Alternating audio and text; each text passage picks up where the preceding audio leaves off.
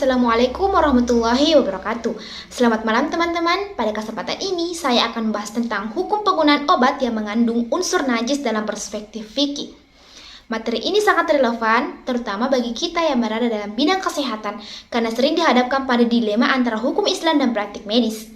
Sebelum masuk ke pembahasan inti, mari kita pahami dulu mengapa tema ini penting. Dalam dunia medis, banyak obat yang mengandung bahan yang dikategorikan najis menurut fikih, sehingga penting untuk memahami pandangan hukum Islam agar tidak salah langkah. Sekarang, mari kita bahas definisi dan kategori najis dalam fikih sebagai landasan pemahaman. Najis dalam fikih adalah segala sesuatu yang dianggap kotor secara hukum Islam dan dapat membatalkan ibadah, contohnya babi, darah, dan alkohol. Ada 3 jenis najis, yaitu pertama mughallaza, yaitu najis berat. Yang ketiga mukhaffafa, yaitu najis ringan. Yang ketiga yaitu mutawassita, yaitu najis sedang. Semisal, najis mughallaza seperti babi atau anjing memerlukan cara untuk menyucikannya. Ini penting karena bahan-bahan tersebut sering digunakan dalam beberapa obat. Lalu, bagaimana Islam melihat penggunaan obat-obatan yang mengandung unsur najis ini? Kita masuk ke dalam hukum dasarnya. Islam memiliki prinsip fleksibilitas, terutama dalam keadaan darurat. Contohnya, kaidah ad-daruratul tabiyatul mudarat, mengajarkan bahwa keadaan darurat dapat memperbolehkan segala sesuatu yang haram. Namun, ada syaratnya. Misalnya, ada alternatif halal yang tersedia dan penggunaannya hanya terbatas kebutuhan.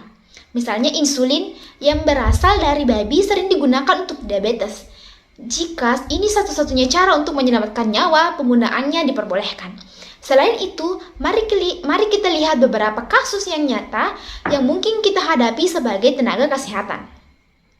Dalam kondisi darurat, misalnya pasien dengan gagal ginjal membutuhkan obat tertentu, fikih memperbolehkan penggunaannya.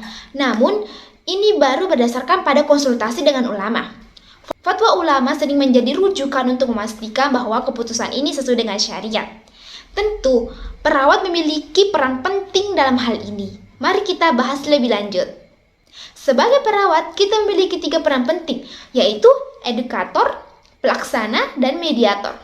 Kita perlu memberikan pemahaman kepada pasien tentang hukum Islam, memastikan penggunaan obat sesuai dengan syariat, dan menjembatani pasien dengan ulama jika diperlukan.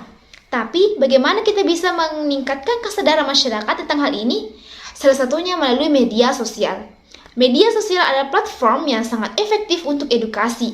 Kita bisa membuat infografis atau video pendek tentang hukum fikih terkait obat-obatan seperti yang saya lakukan sekarang ini.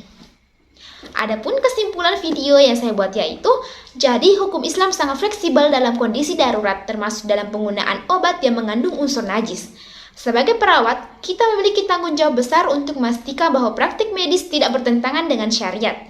Semoga materi ini dapat menjadi bekal dalam menjalani profesi dengan lebih baik. Terima kasih atas perhatiannya. Saya Andar Dwi Sakira, pamit undur diri. Assalamualaikum warahmatullahi wabarakatuh.